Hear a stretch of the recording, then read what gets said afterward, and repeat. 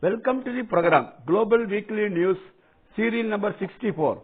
First, G20 Summit. In G20, 19 countries along with European Union are members.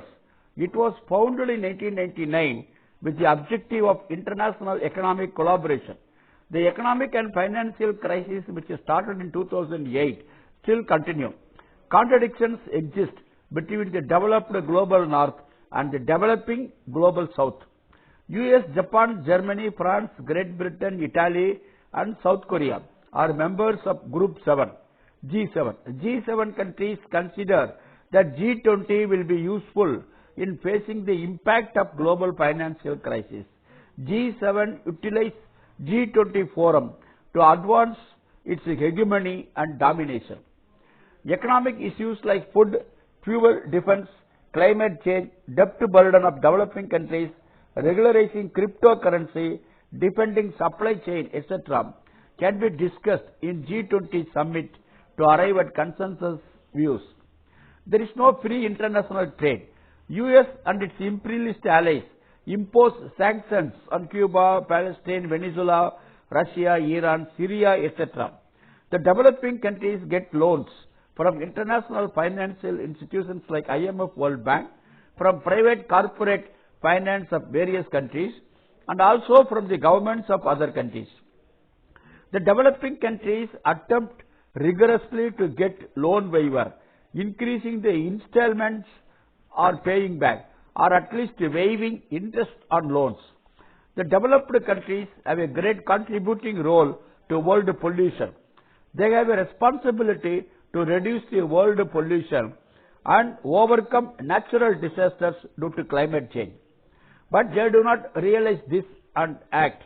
During the summit meetings, they promise to act, but the promises are not kept up.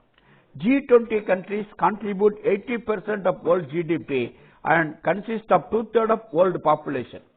18th G20 summit was held at New Delhi on September 9 and 10. Apart from world leaders from G20 countries, 11 more delegations came from Bangladesh, Egypt, Nigeria, United Arab Emirates, etc.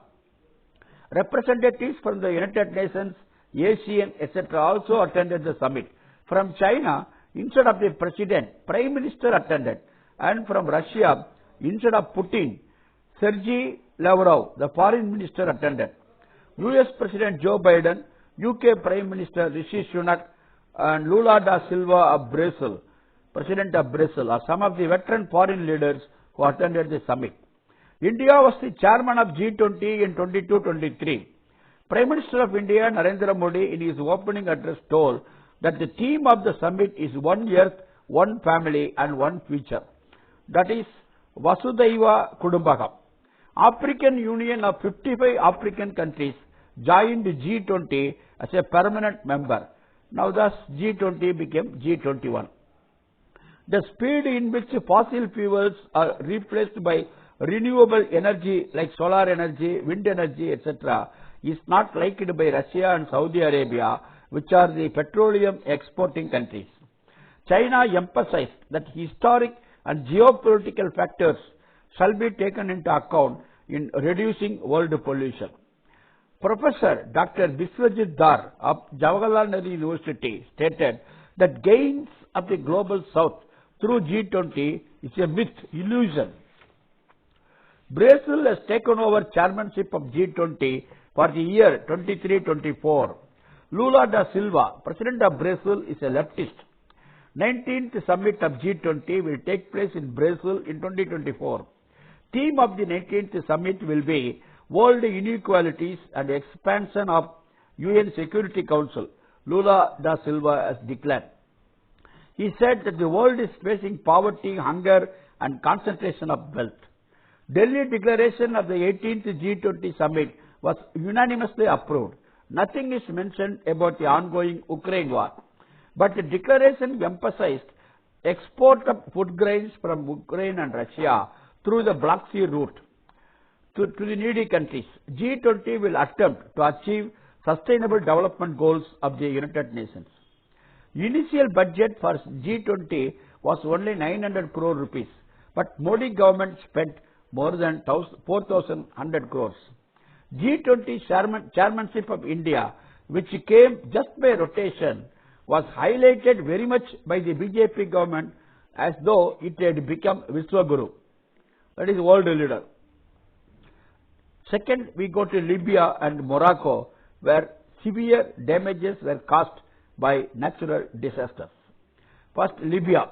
Libya is northern part of Africa, west of Egypt and south of Mediterranean Sea. On 11th September, the city of Derna was flooded due to heavy rains caused by storm Daniel in the Mediterranean Sea. Besides, two dams in the vicinity of Derna bursted. Several towns in the coastal area were also flooded. At least 5,000 people died and 10,000 people are missing. The mayor of Derna said that at least 20% of the city was destroyed. At several places, roads were washed away. Various countries in the region, including Egypt, Turkey, United Arab Emirates and Algeria, have announced that they are dispatching relief material and doctors. Next, Morocco. Morocco is in northwest Africa with the North Atlantic Ocean and Mediterranean Sea as its borders. 6.8 Richter magnitude earthquake struck the country in the late hours of 8 September was the deadliest in the last 60 years earthquake. As of 10th September, the official death toll currently stood at 2,122 and the number of injured at 2,421. Several countries including Oman, Spain, Kuwait, Tunisia, US, Turkey, France and others have offered the dispatching of search and rescue personnel as well as medical assistance and material aid to Morocco. Dozens of small, remote rural villages and towns in the region have suffered massive destruction. Numerous important historical sites, including UNESCO World Heritage monuments, mosques and other buildings, have also been severely damaged. The World Health Organization has estimated that more than 3 lakh people have been affected in the country. Many people are still trapped inside the debris, inside the rubble. Comrades, next we go to see Chile. Marxist Salvador Allende is the first ever president elected through ballot box. In 1973, the military general Augusto Pinochet killed Allende and made a coup against Allende's government. During the regime of the dictator Pinochet between 1973 and 1990, more than 3,000 people were killed, 1,200 people were missing, more than 30,000 people were tortured and 2 lakh people went on exile. Gabriel Boric is the left president of Chile now. On 7th September, Gabriel Boric and 4 former presidents of Chile signed a document, Commitment to Democracy Always, as a part of the commemoration of the 50th anniversary of 1973 US-backed coup against the socialist government of President Salvador Allende.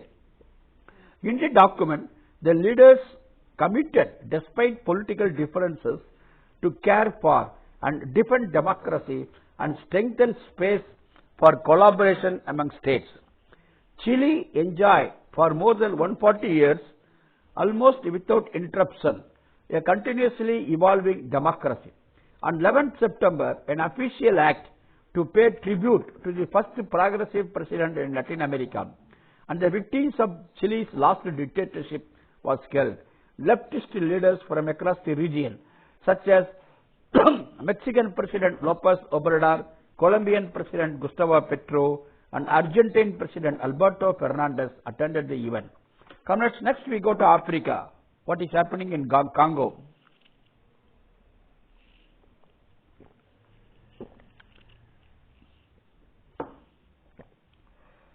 Democratic Republic of Congo.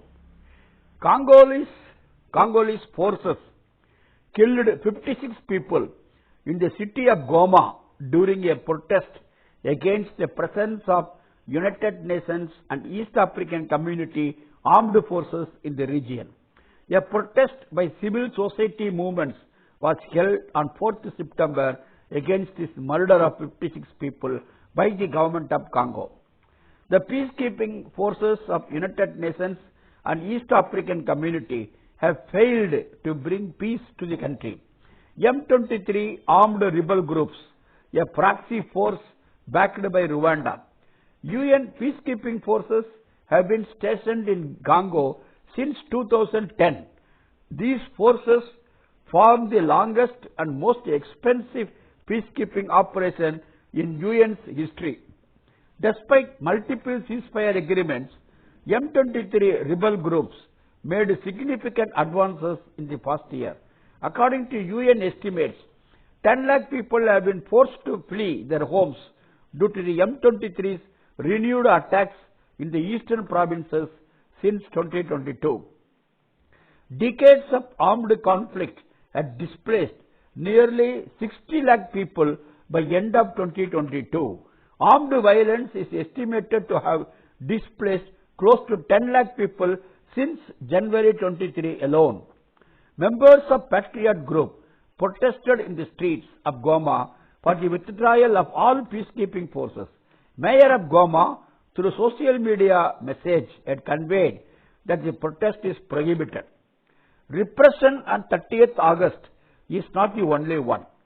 General elections will be held on 20th December of this year. Congo government also has started negotiations for UN troops withdrawal.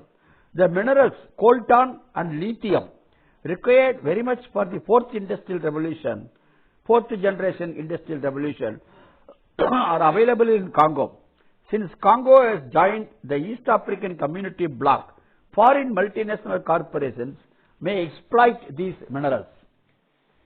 Comrades, next we go to see Saudi Arabia-Iran relations.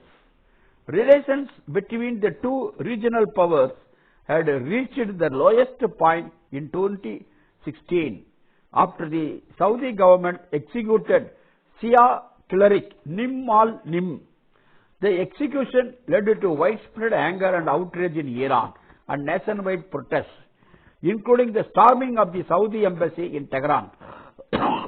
Saudi Arabia, in turn, severed all diplomatic ties with Iran and recalled its ambassador.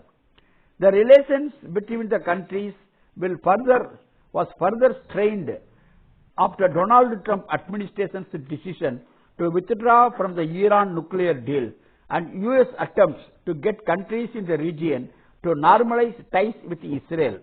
Saudi Arabia is still engaged in discussions with US over terms for a possible normalization. Throughout this period, US and Israel cited the threat from Iran as a reason to pursue normalization. The war in Yemen, where Saudi Arabia and Iran support different sections, was also an obstacle to re-establishing ties. In these circumstances, the global community was taken by surprise when in March 2023, Saudi Arabia and Iran reached an agreement with the Chinese mediation. In April, they announced that they would be resuming full diplomatic relations with immediate effect. Saudi Arabia and Iran were also invited to join the BRICS group of countries during the BRICS recent summit held in South Africa. The Saudi embassy in Iran had resumed operations in the month of August, while the Iranian embassy reopened in June in Saudi Arabia. Lastly, we go to see about in Iran, about waiver by US. US, under the presidency of Donald Trump, unilaterally withdrew from the Iran nuclear deal in May 2018 and subsequently imposed numerous sanctions, unilateral sanctions on Iran. South Korean banks had withheld Iranian money, fearing the impact of US sanctions. US Secretary of State Antony Blinken signed a sanctions waiver to allow banks in South Korea to release $600 crore of Iranian money. US Congress notified this decision on 11th September. With the waiver, banks in Europe, Switzerland, Ireland and Germany will be able to convey the money received from South Korea and transfer it to a bank in Qatar without being subjected to US sanctions. The money will be kept in Qatar for use by Iran to buy non-sanctioned goods from the international market. Last month, through a deal, 5 Iranian prisoners in US and 5 US prisoners in Iran were released. Iranian Foreign Ministry denied the claim that the sanctions waiver was part of the prisoners exchange deal. Thank you, comrades. See you next week. Lal Salam.